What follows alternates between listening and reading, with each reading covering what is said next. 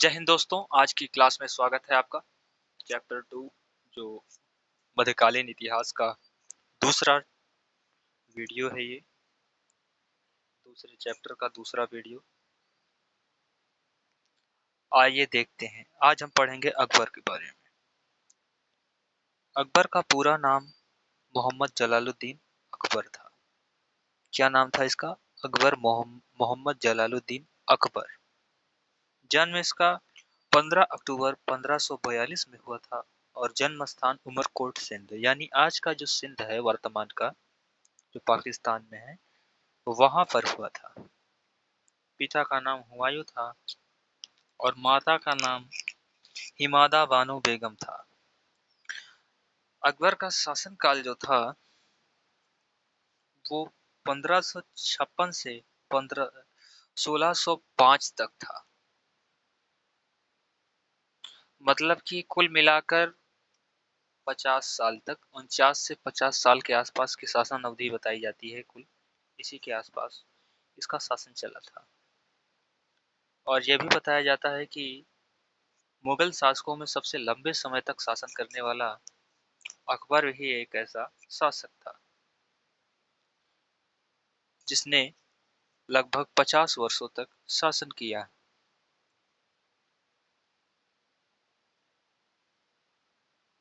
आगे देखते हैं पानीपत का दूसरा युद्ध, द्वितीय युद्ध, जो 1556 में हुआ। किसके बीच हुआ था? किसके बीच हुआ था दूसरा युद्ध? अकबर और सेना, अकबर की सेना और हेमू के बीच हुआ था। अकबर की सेना और हेमू के बीच पानीपत का दूसरा युद्ध हुआ था। पहला युद्ध जो हुआ था वो बाबर और खिलजी के बीच हुआ था और दूसरा हेमू और अकबर के बीच।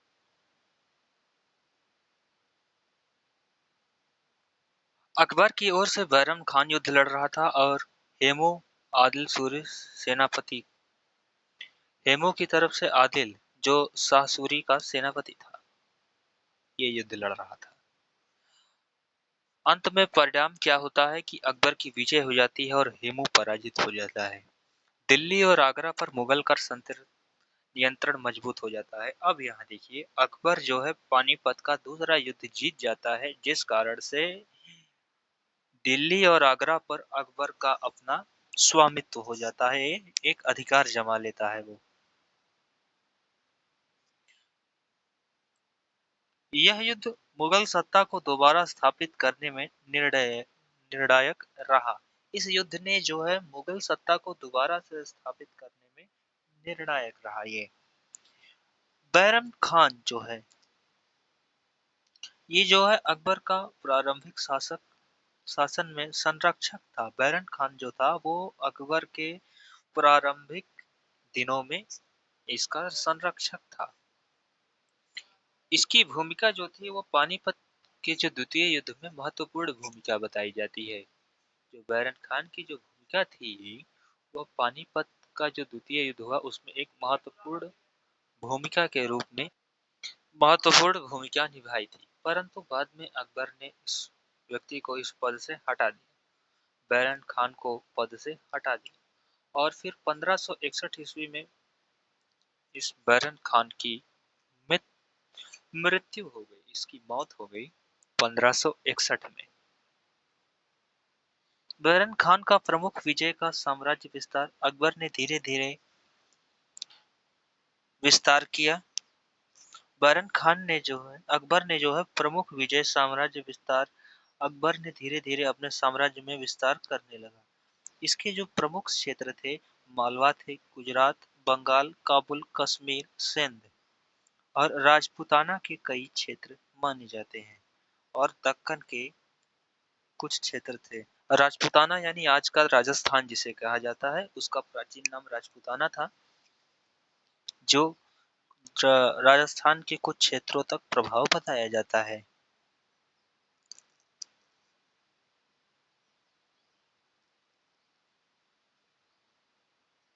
विस्तार इसने अपने क्षेत्र का विस्तार यानी बढ़ाना शुरू कर दिया। अकबर की राजपूत नीति क्या थी बताया जाता है कि अकबर ने केवल युद्ध की नीति नहीं अपनाई बल्कि कई राजपूत शासकों को मैत्रीपूर्ण संबंध भी बनाए। यानी ऐसा बताया जाता है कि कई राजपूत राजाओं से इसने मित्रता भी की, सिर्फ इसने युद्ध की ही नीति नहीं अपनाई थी।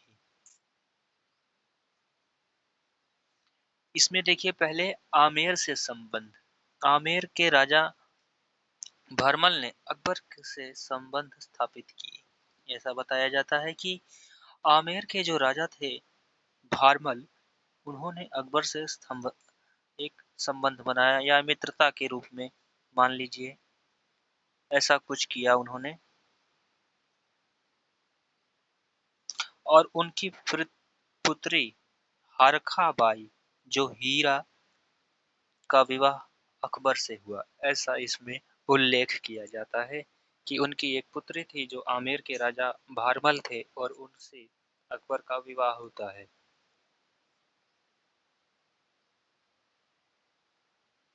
और उनके पुत्र राजा भगवान दास और पौत्र मान सिंह अकबर के प्रमुख सहयोगी में से एक रहे। जो उनके पुत्र राजा भगवान दास और पौत्र मान सिंह जो थे, वो अकबर के प्रमुख सहयोगी में से एक रहे। राजपूतों का एक बड़ा वर्ग मुस्लिम शासक से जुड़ गया। ये ऐसा बताया जाता है कि राजपूतों का एक बड़ा समुदाय, एक बड़ा वर्ग मुगल से जुड़ गया। हालांकि मुगल साम्राज्य को लेकर बहुत सी लड़ाइयां भी हुई वीर शिरोमणि श्री महाराणा प्रताप जी के बीच, लेकिन बताया यही जाता है जो मेवाड़ का घराना था वो मुगल वंश के एकदम खिलाफ था। और आगे इसमें देखते हैं हम क्या है।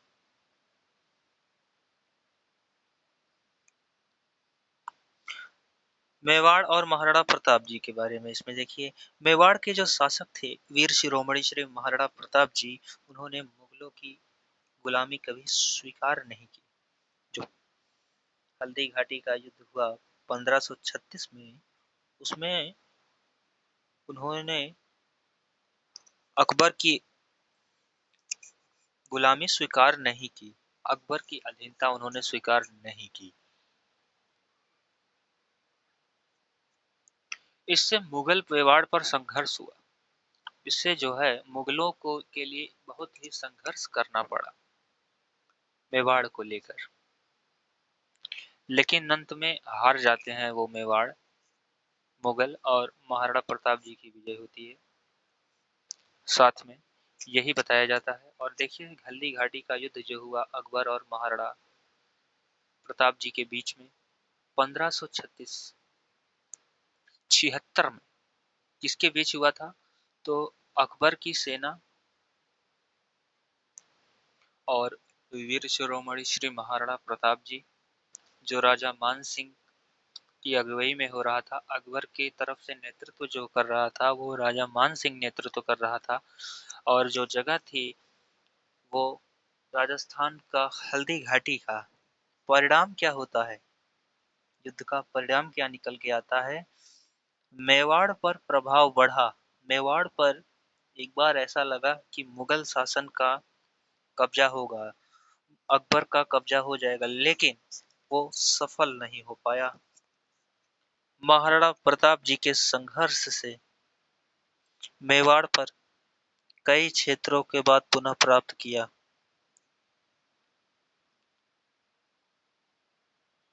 महाराणा प्रताप जी ने कड़े संघर्ष के साथ मेवाड़ सहित कई क्षेत्रों पर संघर्ष करके विजय प्राप्त की और मुगल साम्राज्य से उसको छुटकारा दिलाया।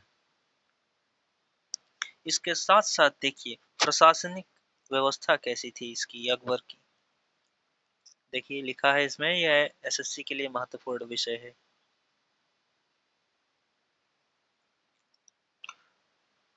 मनसबदारी व्यवस्था किसे कहते थे, आइए देखते हैं। अकबर ने अधिकारियों को सैनिक अधिकारियों के लिए मनसबदारी व्यवस्था की थी। मतलब पद, यानी किसी को पद देना, इसका मतलब था मनसबदारी व्यवस्था। यानी रैंक के आधार पर। मनसबदार की स्थिति वेतन और उसकी रैंक के आधार पर निर्धारित होती थी, उसके पद के आधारित होती थी। जो दो प्रमुख पद थे,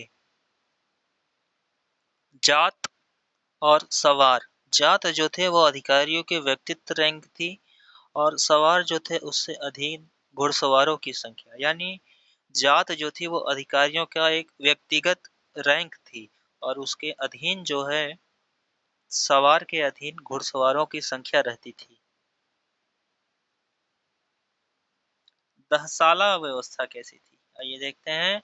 अकबर के राजस्व प्रशासन में राजा टोडरमल का महत्वपूर्ण योगदान था। इसमें बताया जाता है कि इसके शासनकाल में राजस्व विभाग में या राजस्व में महत्वपूर्ण योगदान रहा है राजा टोडरमल का।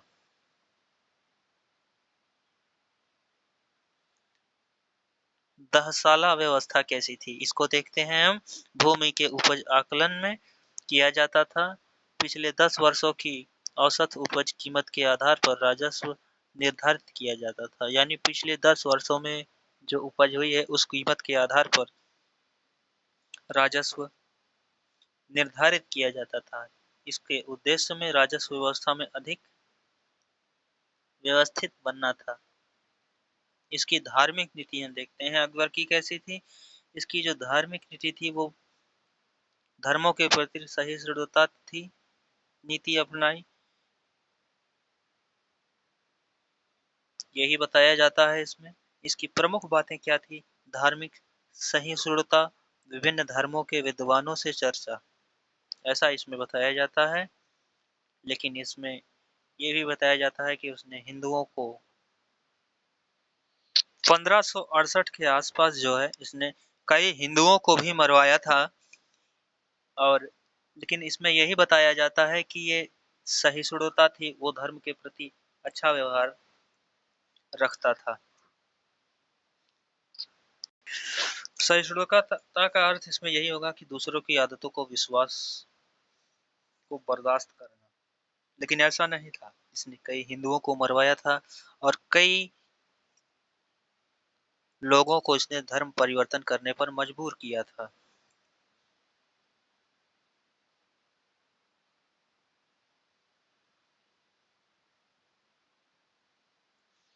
11वां देखिए, इबादत खाने भी बनवाए थे इसने 1575 ईस्वी में, जो फतेहपुर सीकरी में है। आज का जो फतेहपुर सीकरी है, यूपी का जो जिला है उत्तर प्रदेश का, वहां पर। इसका उद्देश्य था विभिन्न धर्मों के विद्वानों के बीच धार्मिक चर्चा करना। उद्देश्य यही बताया जाता है कि विभिन्न धर्म जो इस्लाम को जो नहीं मानते हैं या अलग धर्म के जो लोग हैं उनसे चर्चा के लिए ये बनाए गए थे। सुलह कुल, इसका अर्थ क्या होता है, आइए देखते हैं। सुलह कुल का अर्थ होता है सार्वजनिक शांति, सभी के लिए शांति। अकबर की धार्मिक नीति का महत्वपूर्ण सिद्धांत था। इसको यही बताया जाता है कि अकबर की धार्मिक नीति का एक महत्वपूर्ण सिद्धांत के रूप में था ये। जजिया कर क्या था, इसने जो है जजिया कर को समाप्त किया था।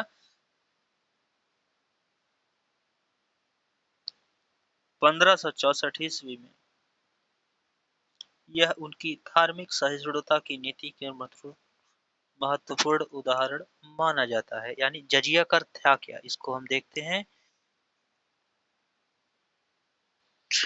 इस जजिया कर की शुरुआत 8वीं शताब्दी में मोहम्मद बिन कासिम ने की थी। जजिया कर जो है गैर यानी अलग धर्म के लोगों से वसूला जाने वाला एक ऐसा कर या ऐसा टैक्स था जो धार्मिक, जिसके वजह से धार्मिक चीजों पर उन्हें छूट मिलती थी। यानी इस टैक्स को देने के बाद ही वो अपने धर्म का पालन कर पाते थे, या पालन करना होता था इसमें। लेकिन अकबर ने इसको खत्म कर दिया, ऐसा इसको बताया जाता है इसमें।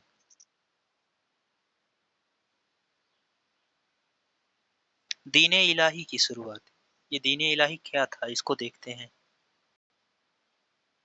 अकबर के विभिन्न धार्मिक विचारों में प्रभावित होकर एक नैतिक आध्यात्मिक मत व्यवस्था की शुरुआत हुई, जिसे सामान्यतः दीन इलाही कहा जाता है।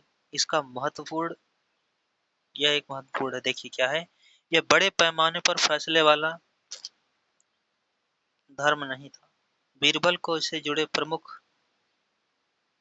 व्यक्तियों को गिना जाता था, यानी यह बड़े पैमाने पर फैसला लेने वाला धर्म नहीं था। बीरबल को जो है इससे जुड़े प्रमुख व्यक्तियों में गिना जाता था, यानी जो इस्लाम को नहीं मानते थे। अकबर के नवरत्न कौन कौन से थे, आइए देखते हैं। अकबर से जुड़े प्रसिद्ध नौ विद्वानों के नाम देखते हैं। प्रमुख नाम क्या क्या था? अब्दुल फजल पहला नाम था।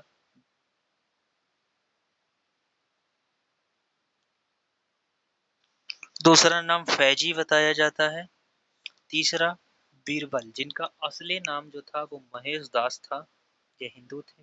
राजा टोडरमल को भी बताया जाता है। तानसेन, ये भी हिंदू थे। राजा मान सिंह, ये भी हिंदू थे, इनको भी नवरत्नों में शामिल किया गया था। अब्दुर रहीम खाना, ये भी उनके नवरत्नों में से एक थे। मुल्ला दो प्याजा और फकीर अजयाउद्दीन, ये जो है इनके नवरत्नों में से एक थे।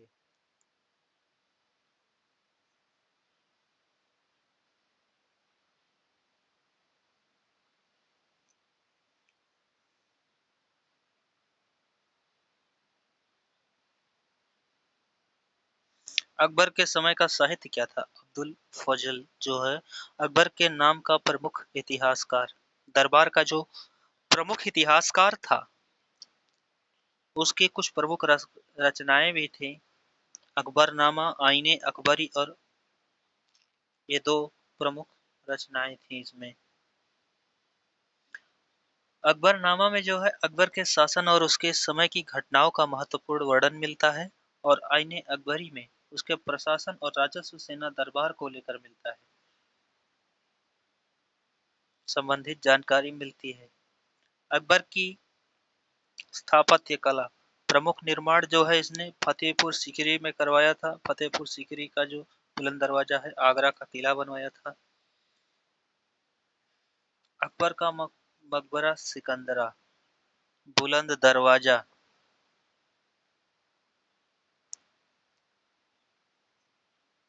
गुजरात में विजय की स्मृति से संबंधित है।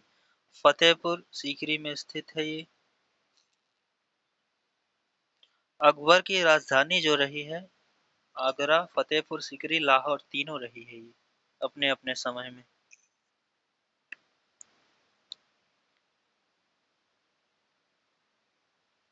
फतेहपुर सीकरी अकबर,